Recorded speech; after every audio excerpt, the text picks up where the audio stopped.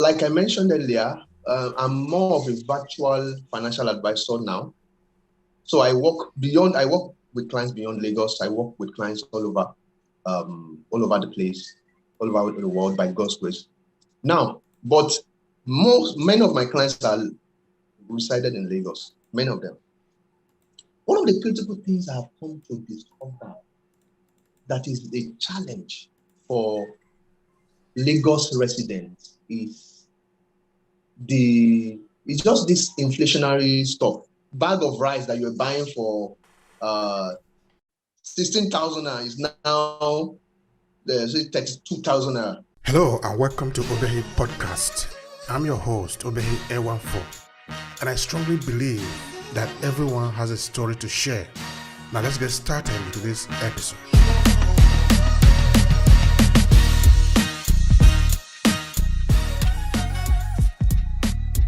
Okay, for example, I went to this grocery store to buy stuff, and then I bought and I was waiting for my balance. Then there was this lady that came in with a baby on her back. She came to buy, I think it was a food formula she came to buy for her baby. So she paid and she was expecting a certain amount as a balance. But the attendant gave her a lesser amount. She now called the attention of the attendant. My change never complete now. The attendant said, madam, things you don't cost now. The lady now said, Nigeria, where are we going? Honestly, that was what she said, So that's one of the things that people are really finding challenging. The incessant increase in foodstuff, the incessant increase in stuff generally, grocery, you want to buy stuff, the amount, that you paid a certain amount yesterday doesn't mean that you're going to pay the same amount. So people are really battling. And then the household income hasn't increased. Doesn't increase, yet the prices of stuff is increasing. Now the government is saying that they want to remove subsidy from fuel come January. They want to remove it. It's currently going at 162 now. Some people are selling at some filling stations are selling at 163. Some are selling at 165. So the government is saying that they want to remove the subsidy come January 1st, and that they will start giving 5,000 palliative and all that, just to help people. So, but that won't work at the end of the day. Really, my own opinion, it won't work at the end of the day because once you remove that subsidy, everything will go up because the price of fuel affects everything generally. It affects everything generally. So the major challenge many households are having is the incessant increase in prices of stuff. It's really challenging. You are currently residing in Italy. I'm here in Lagos, Nigeria. We are discussing. We can see each other. It's a whole world of opportunities. World. Now, how does it work in Nigeria? I think, for example, now I do trainings. One of the things that this virtual world has helped me to do is it has eliminated certain costs from my trainings. For example, before now, in 2019, I wanted to do a training. I would have to go to rent a hall in an hotel, pay the high rent. Aside from that, I'll buy food for the participants, buy this, buy that, cost, which I would have to put, factor into the price, into the fee of the training. But all of that have been eliminated. So, and people are already embracing this. People are saying this. You can be in Nigeria. You can be in Lagos, Nigeria, and work for a South African firm. You can work remotely. You can be in Nigeria and work for a company based in Los Angeles. So people are already saying this. And one of the things that people are tuning in is there are certain skills that one needs to embrace to be able to compete on a global dimension. One of the things that people have realized, that we have realized in Nigeria, as Nigerians, as Lagosians, is that Your job may be safe today, but tomorrow, someone from India working remotely can take your job.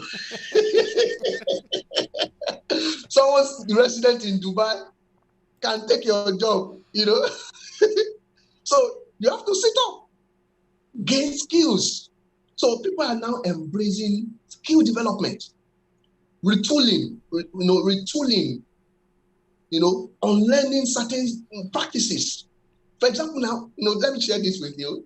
I went for a client, I consulted for a client, and they got a contract with one of the leading universities in Nigeria. And then everything were to deliver the product and all that. And then we went to one of the processes, go through the auditor, and all that. We had brought in the goods, and the stuff was worth millions of naira. So, and then we got to the auditor. The auditor was saying that she needed to see the invoice, right? And then I called my client. I said, the auditor is insisting that she wants to see the invoice, that she wanted to see the original invoice. Okay.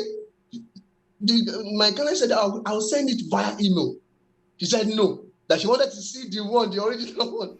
I mean, how can you be living in back age? You see, this is, once I can send it to you email, you see the original invoice. You're still insisting that the guy has to come all the way from Ibadan to bring the original invoice to you. It doesn't work that way.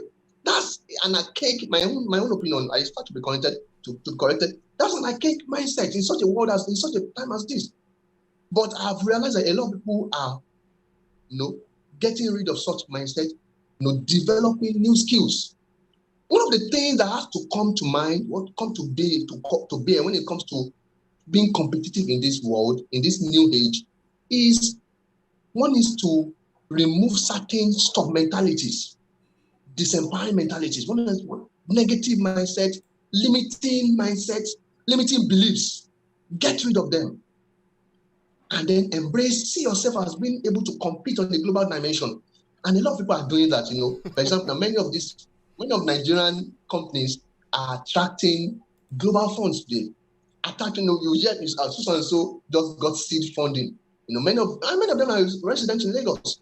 A certain firm just got $4 million or just got $18 million as seed or pre-seed and all that, So people are already embracing this.